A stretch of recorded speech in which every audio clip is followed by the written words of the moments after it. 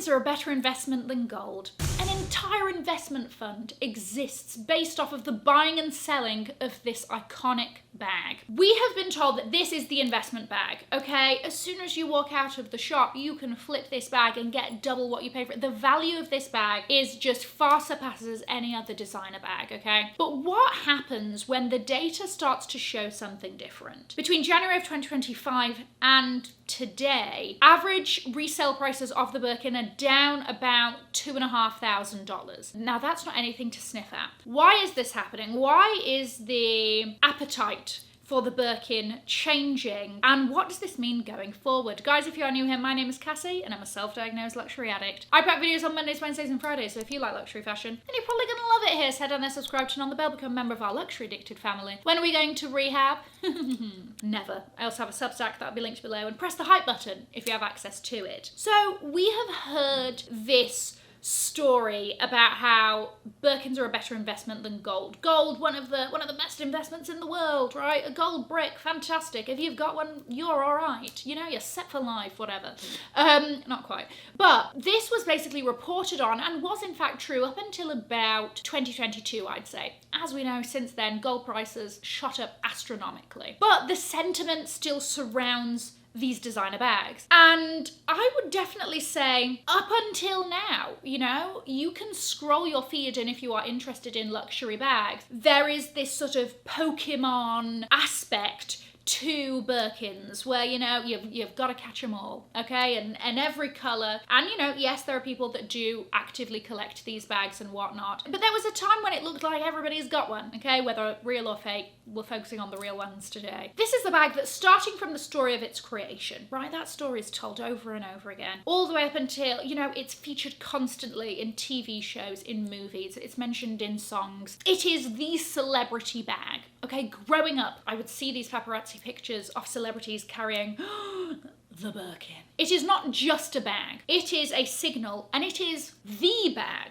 Okay, this is the pinnacle when it comes to luxury fashion, right? This is the creme de la creme of designer bags. It's a Birkin. And then, you know, you get into the weeds of, okay, but then is it a blue box? And is it a Himalayan? And is it a custom? And whatever else, right? But generally, in the pyramid of luxury bags, the Birkin sits right at the top. And of course, we know all about the Hermès game, right? Some people get so lucky they stumble into a shop, the SA takes a shine to them, and they walk out with an orange bag. Yes, there is the appointment system in Paris where, again, you can get lucky, but most places there's a pre-spend, there's a game that has to be played. Have you bought from enough categories to show that you appreciate the brand, not just the bag? Have you, some places it's like you've got to basically spend the price of the Birkin to be offered one, right? And this varies not only by country, but within even, you know, cities and the specific stores that you shop at. But all of this is worth it because these are bags that hold such value. These are investment bags, right? And I think that there is a sort of justification aspect that gets tied to these bags because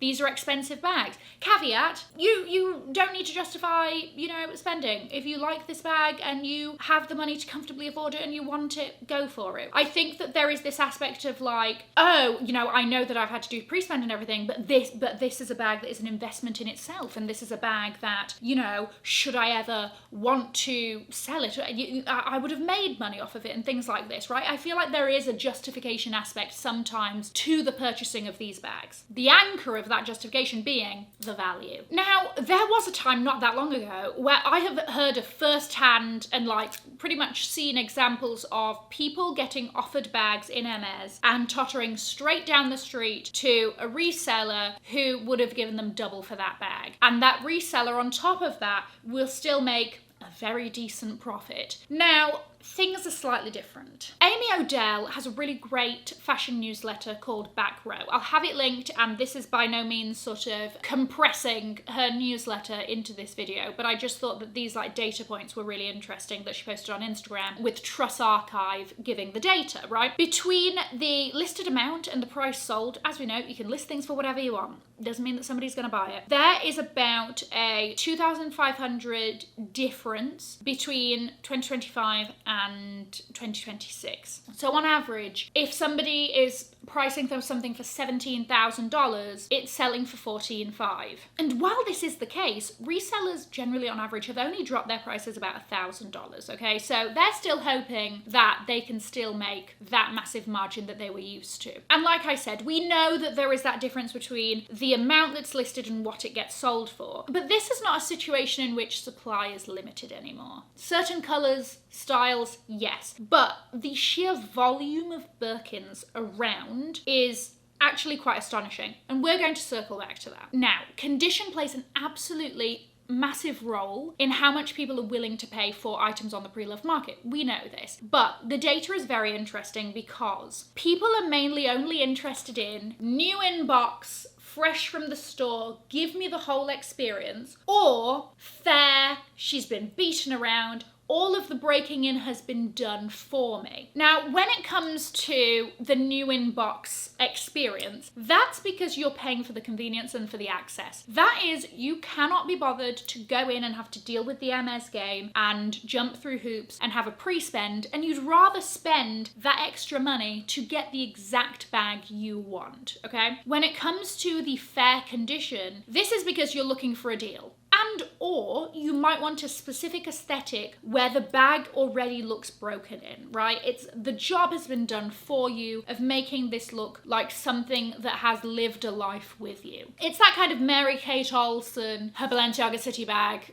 I mean, what is left of that bag to this day? I'm surprised if there's still a handle on it, truly. I'm surprised if it's even, you can zip it, because that bag had seen and gone through things. But this is an aesthetic that a lot of people are interested in. The majority of Birkins that people will want to sell live in that in-between, which is, it's not new in box, it's maybe been lightly used or something like that, but it's not fair condition either. I've looked after it. It, you know, looks pretty decent. Maybe it's got a few scratches on it, something like that. But generally, she's looking in great condition. And this is the area that people are relying on when they talk about the investment value of their bags and being able to fall back on that, right? They are still wanting to use this bag. I don't buy things with investment value in mind because I'm a hoarder and it takes a lot for me to sell anything. But, you know, here's mine. I look after her. To be honest with you, she doesn't get out that much. She's got a couple of scratches on her, whatever, but generally, like, this is a bag in excellent condition, you know, or maybe, look, she's even still got the stickers on the bottom, right? And this is the level of condition of the majority of people who are buying and want to reap the benefits of having the bag. They want to use it, they want to walk around with it and whatever, like, otherwise you may as well just flip it outside of the store, right? But these are the hardest to shift and actually make that money off of them that a lot of people bank on. So it's almost as though you either buy it and flip it straight away, or that you use it into the ground and you know that you might barely get what you paid for it back. So why is this happening? Number one, resellers absolutely flooded with Birkins. Like I said, yes, if you want something very specific, you want a blue box, or you want something very rare, it's a completely different ball game. But in terms of the sheer volume of these bags, you go on any resale site and there will be pages and pages and pages of Birkins up the wazoo in various sizes, various colours, various conditions. On top of that, demand in China has slowed for Hermès bags / luxury in general. Again, a massive spending area. On top of that, Gen Z also, I think, have a very different perception of luxury and these sort of like high luxury pieces, right? Like a Birkin or a Kelly. I think that they're a little bit more sort of, I don't know if jaded is the word, or they just don't value them as much, especially with the amount of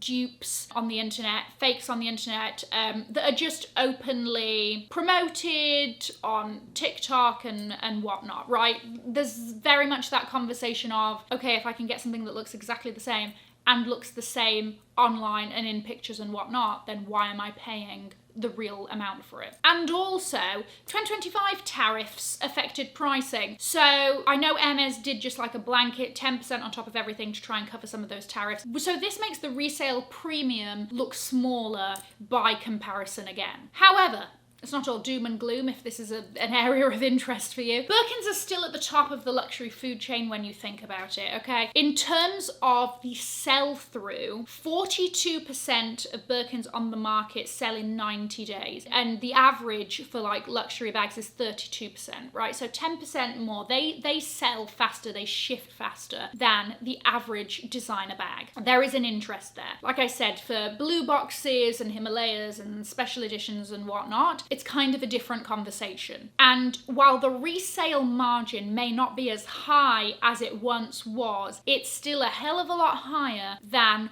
normal average luxury bags. The desirability and the covetability of these bags still very much exists. I think that there has been a slight wane in interest. I know that this is something that I have felt because they just don't sort of like excite me to the same level as they did before. You know, it's a beautiful bag, it's a very well made bag. It seems as though everybody's got one, apparently. That doesn't really bother me that much. But it also just, in terms of practicality, it's not really something I reach for. I'm much more of like a mini Kelly girl if we're going to be going toe to toe with, you know, quota bags. But I mean, like I said, the interest is still there. They still are in 2025. The average value retention for a Birkin is about 138%. A sort of standard size 30 Birkin in Togo leather. This is the kind of bag that's going to be affected the most by changes in the resale market. These are the ones that really, their value retention has dropped a lot more.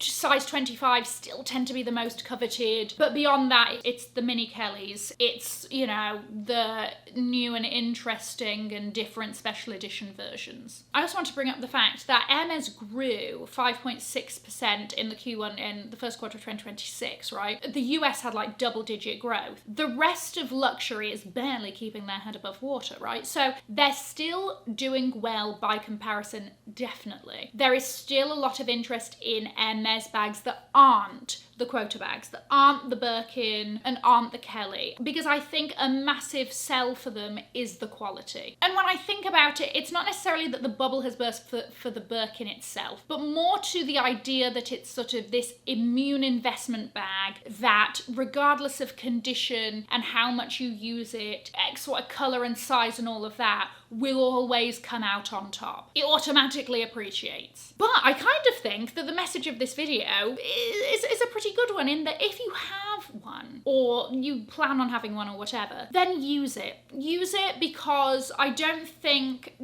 you know, I mean, with all of these sort of investment bags and all of that, the main thing should be that it is an investment in your wardrobe, and it's an investment in the fact that you will use it a lot. And these things are meant to be used and enjoyed, otherwise, what's the point, you know? And again, if you're not even gonna get a crazy resale value from it, then even more incentive to use it and enjoy it. And if you're looking to buy one, well, then the resale market is working more and more in your favor, especially if you want a size 30 and above. You can get good deals. I mean, listen, I just came back from Japan, and yeah, there are some decent deals to be had, especially when it comes to those slightly larger sizes. The Birkin is not dead, and it will always sort of have this magic that surrounds it. It will always have a covetability and a desire for it. But I think that the sort of argument that it is this immune bag, that it defies all of the odds, is losing steam. Let me know what you think. Let me know if you're sort of,